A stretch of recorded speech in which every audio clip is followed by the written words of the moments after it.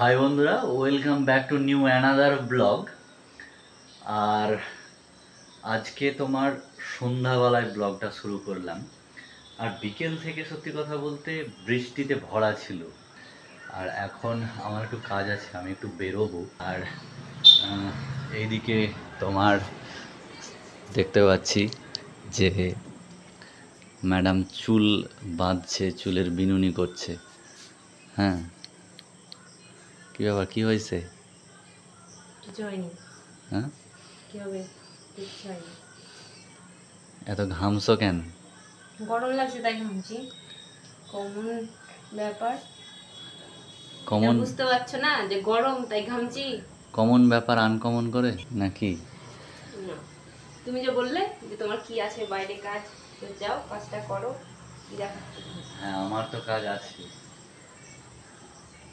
বিছানাটা সুন্দর গুছিয়ে রেখেছো, ঠিক আছে। আর জানলাটা খুলে দেওয়া হয়েছে কারণ ঘর ঠান্ডা হয়ে থাকবে, এই জন্যে বাতাসটা আসতে যেতে পারে এবং তোমার বাইরের পরিবেশ, ঘরের ইয়েটা, ঠান্ডাটা বজায় থাকে।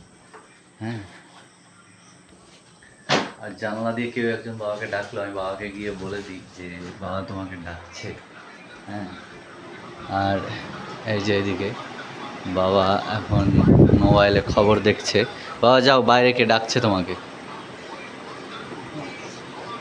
মোবাইলটা বন্ধ করে দাও।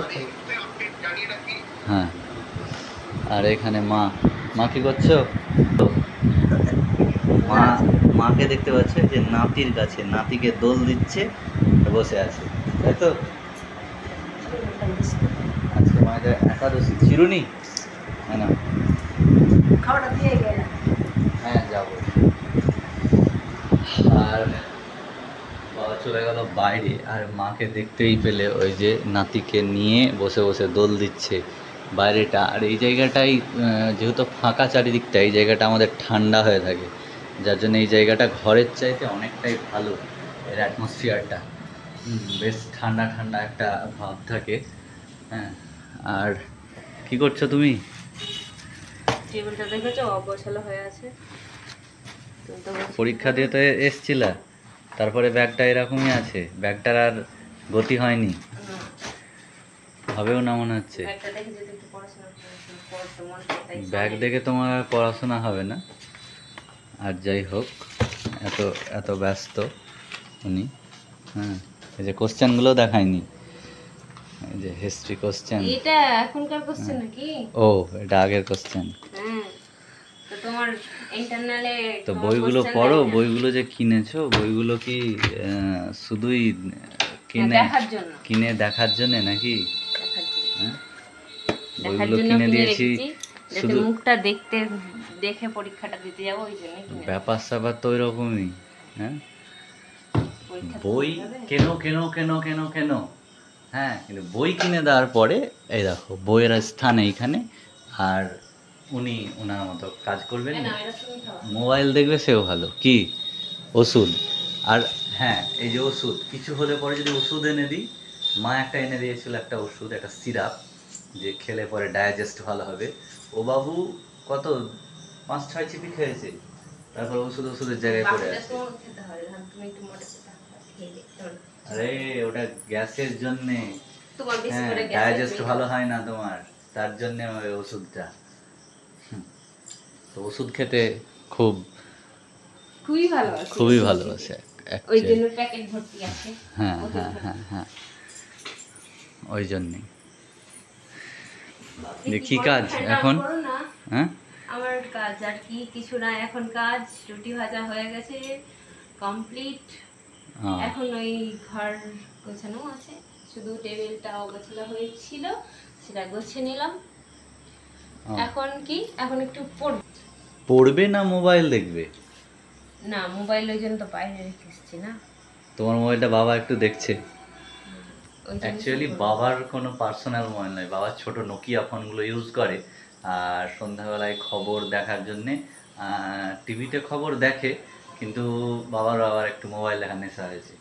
দিয়ে আমার দুটো মোবাইল, কিন্তু ওর একটা মোবাইল, আমি দুটো মোবাইলে কাজ করি হয়তো, তখন ওর মোবাইলটা আমি দিয়ে দিই, যাতে ও যাতে ও পড়াশোনা করতে একটু সুযোগ পায় আর মোবাইল দেখতে না পায়, এটা একমাত্র উদ্দেশ্য, যাতে মোবাইলে হাত দিতে না পায়।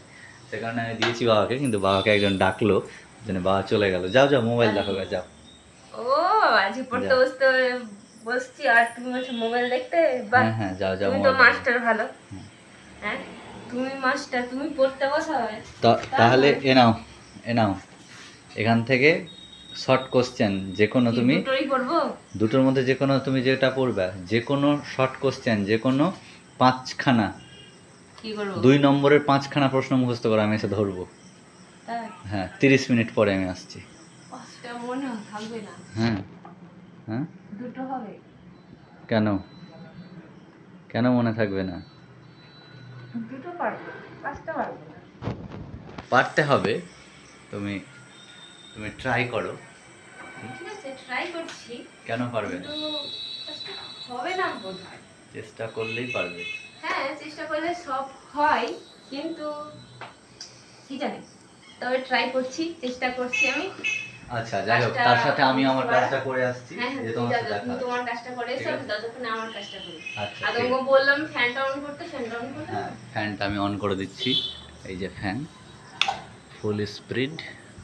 হ্যাঁ আমিও বসে গেলাম, আমি ফ্যান আমার অন কাজ করে করতে। দিলাম। আমি আমার কাজে বসলাম। ঠিক আছে, আমি চললাম তবে। টাটা। যাও যাও যাও। তো যাই হোক, এখনই আমি এলাম, জাস্ট কিছুক্ষণ হলো। তো চলো ঘরের দিকে, অনু কত দূর পড়াশোনা করলো সেটাই দেখছি। এই যে তিনি বুঝেছিলেন রাজতন্ত্র প্রতিষ্ঠিত হলে পুনর্তন্ত্রে ফিরে যাওয়া যাবে। কি তিনি ইও বুঝেছিলেন ফরাসি বিপ্লব গণমানুষ যে পরিবর্তন এনেছে তাকে অস্বীকার করা যায় না, তাই অষ্টাদশ লুই সাংবিধানিক রাজতন্ত্র প্রতিষ্ঠিত করেছে। না না, সে তো সবই ঠিক আছে, কিন্তু যেটা বলার বলছি সেটা হচ্ছে যে পড়াশোনা হলো। আমি যে তোমাকে বললাম যে পড়াশোনা হয়ে গেছে, যে 5খানা প্রশ্ন আমি ধরবো। তুমি কোন 5খানা প্রশ্ন তুমি পড়ে এসছো দেখি? পড়েছো 2 নম্বরে। এই 5টা প্রথম অধ্যায়ের 5টা। ঠিক আছে বন্ধুরা, এখন আমি প্রশ্ন ধরবো, ওকে দেখি কিরকম। আমি আরেকবার দেখি। আর দেখা না, অনেক সময় না দেখেছো। না সব ভুলে গেলাম তাহলে। নেপোলিয়নের পতনের পর ফ্রান্সের রাজা কে হন? আর শর্টকাটে বলি, হ্যাঁ অষ্টাদশ লুই। তিনি ছিলেন সোরসপ্লিয়ার ভাতা। ভালো করে বলবো? রাজা সোরসপ্লিয়ার ভাতা। ঠিক আছে ঠিক আছে ঠিক আছে বোনাপার্টের পতনের পর ঠিক আছে। 1815 খ্রিস্টাব্দে খ্রিস্টাব্দে ফ্রান্সে পূর্ব বংশীয়। আচ্ছা দিরস কি? দিরস, ভুলে গেলাম দিরস কি। কাউন্সিল অফ দিরস। হ্যাঁ কাউন্সিলর অফ দিরস, অষ্টাদশ লুইয়ের কি ভুলে গেলাম। এই পড়াশোনার অবস্থা। ভুলে গেলাম কি আছে, ভুলে গেলাম। অষ্টাদশ লুইয়ের আমাকে এখানকার মধ্যে 2টো প্রশ্নই ভালো লাগলো, তাছাড়া আর প্রশ্ন ভালো লাগলো না। সবগুলো যে পেজের পর পেজ পড়বা এমনটা নয়, তুমি সাজেশন করো এবং পড়ার মধ্যে সাজেস্টিভ টাইপের পড়াশোনা করো, কারণ সময় যেহেতু কম সেহেতু এইরকম করে পড়াশোনা করতে পারবে না। ঠিক আছে? এরকম করে হবে না। কি হবে না? তবে আমি এই 5টা আমার মনে পড়ছে, আর একবার দেখলে পুরোটাই ভালোভাবে হবে। আর হ্যাঁ 5টাই আমার মুখস্থ হয়ে গেছে। আচ্ছা ঠিক আছে। একটু ভুলে ভুলে যাচ্ছি, সেটা আর একবার দেখলে একদম ক্লিয়ার হয়ে যাবে, আর ভুলবো না।